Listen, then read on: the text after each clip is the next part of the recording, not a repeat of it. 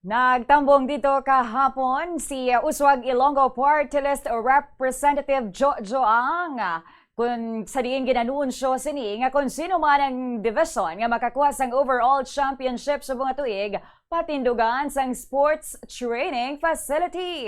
Suno kay ang dako ini nga bulig para sa mga atleta agud mahalas pang ila abilidad sa sports nga ila gusto pa nga pauswagon. Nagalokar man sang 80 million pesos nga pondo para sa mga pasilidad sang Ricardo P. Palmares Senior Memorial Sports Complex sa Pasay City ang among party list. Sa iya man nga speech sa opening ceremony, nagpasalig ini nga patigayunon ang pagbutang sang swimming pool kag football field dito sa among syudad. Ginklaro sini sa iya speech nga hindi lang artificial nga hilamon kundi original gid ang ibutang sa football field bangod kun artificial suno sa iya daw peke ini kagang iya serbisyo matuod-tuod o kung tunay kag hindi peke. Nahibaluan nga nalakip ang football kagang swimming sa mga event nga hiwaton sa Gwa sang Pasay City subong edisyon sang Wibra bangod wala pa sang swimming pool kag football field nga sarang magamit para sa mga atleta.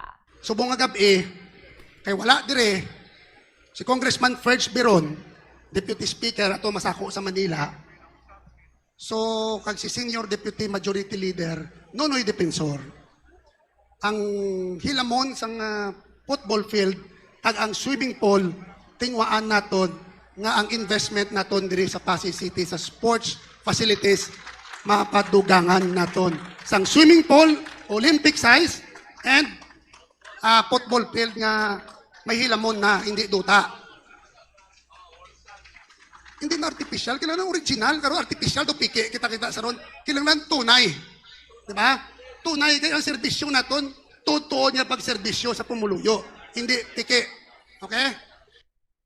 Si Representative Jojo Ang ini ang iyang speech tubang sang publiko matapos nga nadalahig anay ang iyang pangalan o kung na-implicate sa eskandalo sa flood control corruption nga una naman sini nga ginpanginwala.